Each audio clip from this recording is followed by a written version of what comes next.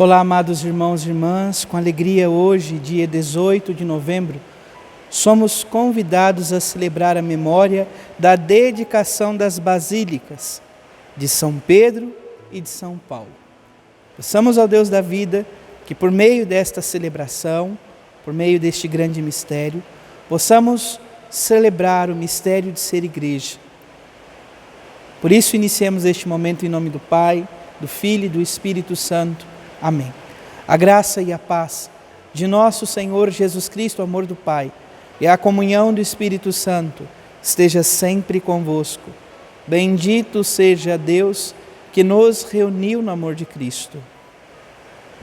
O Evangelho de hoje, amados irmãos e irmãs, se encontra em São Mateus, capítulo 14, versículos de 22 a 33.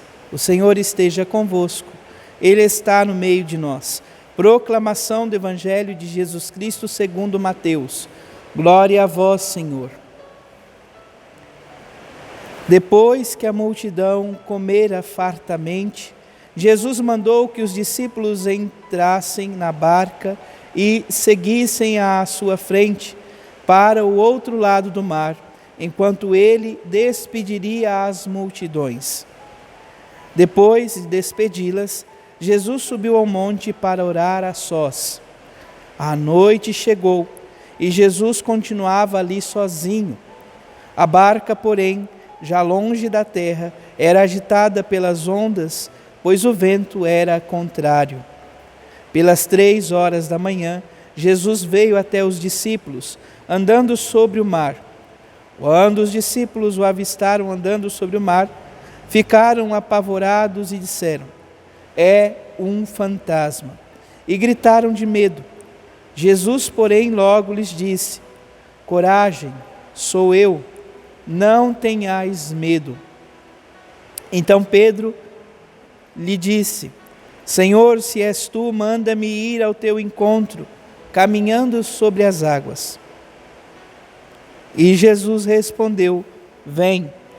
Pedro desceu da barca e começou a andar sobre a água, em direção a Jesus. Mas, quando sentiu o vento, ficou com medo e, começando a afundar, gritou: Senhor, salva-me! Jesus logo estendeu a mão, segurou Pedro e lhe disse: homem fraco na fé, por que tu duvidaste? Assim que subiram na barca, o vento se acalmou. Os que estavam na barca prostraram-se diante dele, dizendo: verdadeiramente, tu és o Filho de Deus. Palavra da salvação. Glória a vós, Senhor.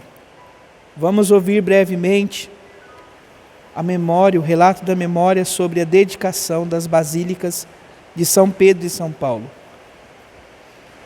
Construídas uma sobre o sepulcro de Pedro e outra sobre o sepulcro de Paulo, as duas basílicas encontram-se associadas na liturgia e são testemunhas da unidade da Igreja.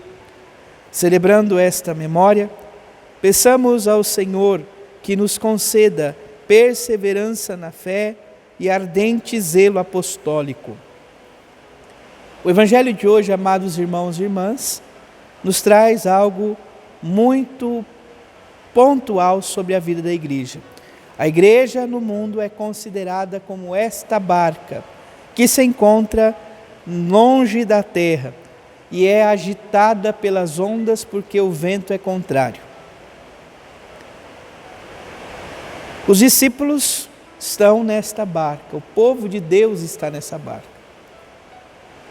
E como diz a palavra, por volta das 3 da manhã, já praticamente no último quarto de hora, ou já praticamente para amanhecer o dia, eis que Jesus começa a caminhar em direção à barca. Todos que ali estão gritam de medo porque acreditam que Jesus é um fantasma. E o próprio Senhor diz: coragem, sou eu, não tenhais medo. É isso que o Senhor nos convida enquanto peregrinos neste mundo, enquanto povo de Deus.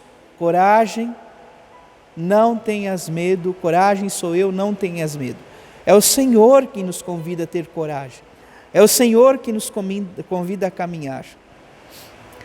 Pedro toma também uma iniciativa e diz: se for tu mesmo, Senhor, permita-me que eu vá andando em direção a ti sobre as águas. E Jesus assim o concede.